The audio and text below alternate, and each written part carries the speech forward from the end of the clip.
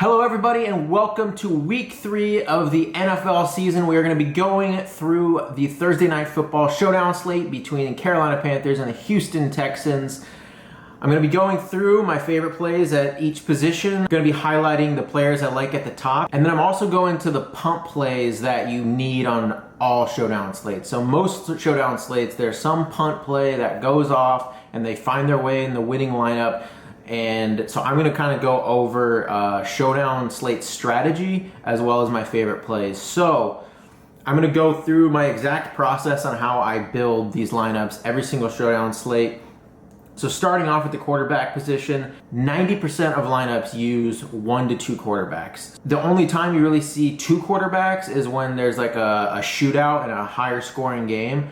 I think this is going to be a lower scoring game, so I will set a rule. So Sam Darnold and Davis Mills, I will set a rule where there is 1 to 2 players at that position. I like Sam Darnold more, obviously, but Davis Mills at $3,000 less can easily find his way into a winning showdown lineup.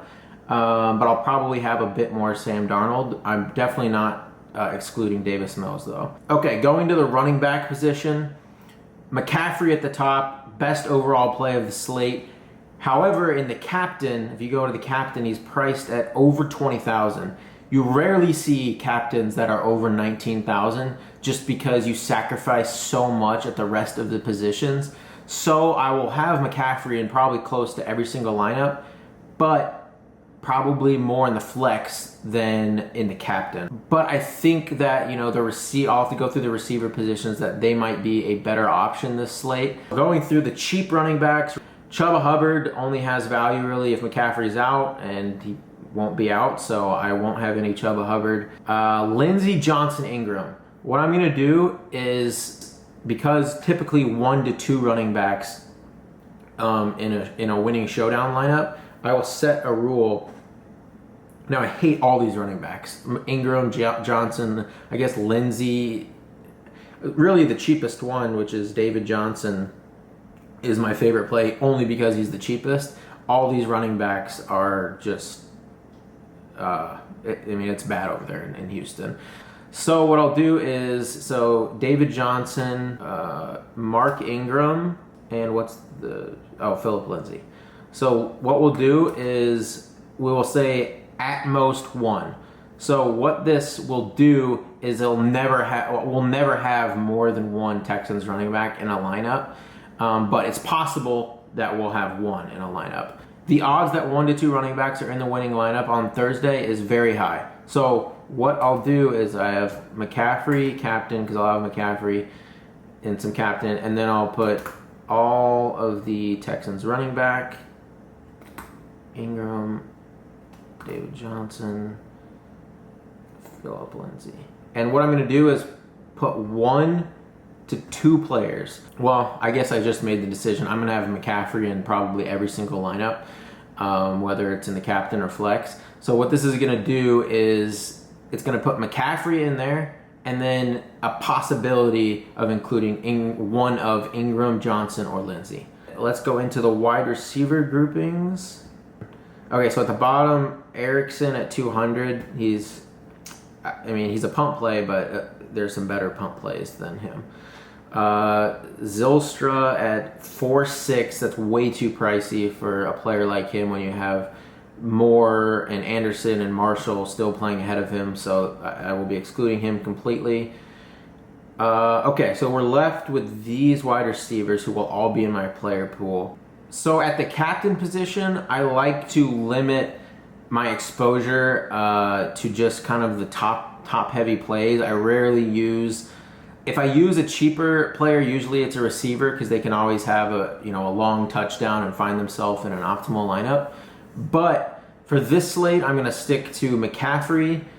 I just don't think this game will be a shootout, so I'm going to get rid of Darnold and Mills, and then I will use the 2 main receivers on the Panthers and Cooks. So this will probably be my captain exposure for this week. I would say at first at first glance, I would DJ Moore might be my favorite captain play. It's between DJ Moore and Robbie Anderson. McCaffrey is like the best overall play, and I'll see how he fits. Well, let's do that right now. Let's see what a McCaffrey captain lineup would look like. It's going to get ugly quickly. So we have McCaffrey in the captain. He catches a lot of passes. Darnold's like my favorite quarterback. We have to get a receiver in here. From what I've researched, almost every single winning lineup has between 1 to 3 wide receivers, so you need at least one. And since Sam Darnold is my quarterback, you usually want to correlate. So I will do Sam Darnold, McCaffrey, and let's put Robbie in there just because he's a little cheaper. Let's look at defense. So Panthers and Texans. Panthers are really pricey. I mean, I could see them being popular going against Davis Mills, but like for a defense, that's just very, very pricey. Over 50% of lineups that win Showdown have like one defense or a kicker. They're one of my favorite positions to use in the flex that always go under-owned, especially the kickers. I love putting kickers in my lineups. So and in lower scoring games, it's much more likely to happen that a defense or a kicker ends up in the winning lineup. So on this slate, I could definitely see myself making a rule, which I'm actually going to do right now, is that, so let's put the Panthers, Texans. I don't think the Texans win this game, but at 3,000, like the Texans, you don't have to do much to get some defensive points, and they can outscore a kicker, so they just have to be in my player pool. Let's see, Joey Sly and Zane Gonzalez. Okay, I like Gonzalez a little bit more, but it's kickers. It's very random. Okay, so we'll do exactly one player, meaning it's never going to have two of these players in there. It's always going to use one of these players in every single lineup that I crunch, and usually I make 150 lineups. So that means we'll need to put one of these guys in our little, let's see what this McCaffrey team. So I usually don't like putting a quarterback, a running back, and kicker all in the same lineup. And that's just because if a quarterback and a running back are getting all their points, that means the kicker is probably not having that great. They're just probably getting extra points. They're not really kicking a lot of field goals. If they're kicking field goals, that means the quarterback, one of those three positions is getting sacrificed somewhere. So, but because McCaffrey catches so many balls, it's possible that all of Darnold's passes go through McCaffrey, and there's still extra room for a kicker to do well. However, on the Texans side, where they don't really catch a lot of passes, and they're already splitting the backfield, three ways. So what I will do on the Texans side is make a rule where use at most 2 players. So you'll never get 3 of, those positions. You'll get only at max 2. I'll probably put Sly in here. He's probably going to go very under-owned, and it could be a low-scoring game. Sly could easily be in the winning lineup with 2 field goals, like long field goals and an extra point. Like 8 points or something, he could be in the winning lineup in a low-scoring game. That leaves us 36.50 left. So like I said, it gets ugly when you have McCaffrey in that lineup. Okay, so now going through the other cheap Texans players, if I think they're playing from behind, I would want to usually include, like a Brandon Cooks, a Chris Conley, or an Andre Roberts. Nico Collins is out injured. Chris Conley at 1.6 is probably the best value on the entire slate. He should be getting a lot more looks. It is Davis Mills throwing him the ball, but he's 1.6K. I'm in McCaffrey captain lineups. He's just a great play overall in general. At 1.6K, I'm gonna have a lot of Chris Conley this week. So then that leaves us 5,700 at the final position. You could put Terrence Marshall to get that stack. Have Darnold, Anderson, Terrence Marshall, and McCaffrey. Johnson would fit in there. McCaffrey lineups definitely work this week. It's not there's some good lower priced options like Chris Conley, even Andre Roberts at 600. as the wide receiver 3 there. It is kind of messy on both sides of the ball with the tight end position as they're kind of splitting. Arnold and Akins are the top tight ends for each team, but the other ones are still getting snaps and getting some playing time. I'm going to make a max of 1 of these positions just because I can't see 2 of these players being in the optimal lineup, but it's possible one scores a touchdown and ends up in the optimal. So I'll use a max 1 at that position. So that's kind of a McCaffrey build. If we go a wide receiver build, like I said, I kind of like Robbie Anderson and DJ Moore for tournaments. And I'll just have Brandon Cooks in there for the lineups where I have Davis Mills in at quarterback. So like where I go something like this. So Cooks, Davis Mills, and then you have McCaffrey in the flex. So you kind of, that's like, Panthers playing from ahead. Texans got to throw the ball a lot. Cooks has been getting a ton of volume. Nico Collins is now out, should be getting more. And Cooks just finds his way to the optimal captain based off of pure volume. And he's been playing very well.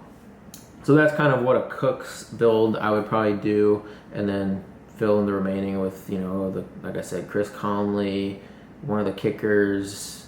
Because this time I went Cooks and Davis Mills, I would run it back probably with the Panthers kicker in this lineup to get the scoring production from Carolina through the ground with McCaffrey and then kind of icing it off with Gonzalez kicking it. And then the last spot you have 7,800, and you could put Terrence Marshall in there, leave $3,800 on the table, which is good for tournaments. That's kind of what you want to do. You put one of these Texans running backs, probably one that catches passes. So like David Johnson or Lindsey in this lineup with Davis Mills at quarterback, so you can kind of correlate that more. But that's kind of what the Cooks tournament lineup could look like. And then finally going through let's do a DJ Moore build. You get Darnold in there to correlate. Anytime I have a captain in at receiver, I always put their quarterback in the flex spot just because I'm always looking for max correlation. And the way I get different in the tournaments is leaving salary on the table and using pump plays like Anthony Miller, Andre Roberts, Chris Conley, one of these lower owned tight ends, and just having like one of those players in there to get different. Whereas some people like to get different and having like wacky, like we have DJ Moore in the captain, but then and like no quarterback in the lineup or something like that. I just think that's not optimal. If we have DJ Moore captain, Sam Darnold, again, I can't keep McCaffrey out. So then we'll run it back with, let's say we're doing an onslaught. Then you could throw the Panthers defense in there. Now you're getting dicey with salary. You could run it back with Chris Conley, who's definitely my favorite cheap play this week. Chris Conley and Andre Roberts are my favorite cheap plays of this slate. I'll be having a ton of both. More Chris Conley, but I will be way over the field on Andre Roberts. So now let's go into what might be my favorite tournament play captain, which is Robbie Anderson. So then we can get Sam Darnold in there, get McCaffrey, run it back. I like running it back with the Texans kicker. You can get Chris Conley and 8,500 left. So you could get any of the Texans. And this build I like already because with 8,500 left, you can basically play any one of the Texans running back. You could get Terrence Marshall, leave 4,500. Like this is a great tournament lineup right here. You could probably even get in. I don't like playing a kicker and defense in the same lineup. You get Dan Arnold in here and leave 3,700. I like the Robbie Anderson captain build the most, I think, just because of what you can get at the other positions and leave salary on the table, getting unique. But of course, McCaffrey at the captain, because of the value with Chris Conley especially, you get a kicker in there. Now, like going through the slate, I can see myself actually increasing my McCaffrey captain exposure. Even though it's rare you find running backs over 19,000 in the optimal winning showdown lineup, I kind of like it on this slate. If we're going through my favorite plays at captain, it's first Robbie Anderson, second McCaffrey, third DJ Moore, and fourth Brandon Cooks. Thank you guys for watching. I hope this video was informative and gave you guys a little bit better strategy for going into these showdown slates. I will be doing an in-depth analysis of the Week 3 main slate in a few days. If you could leave a thumbs up and subscribe, that's really going to help me, especially since I just started doing this channel. But thank you guys again for watching, and I'll see you guys next time.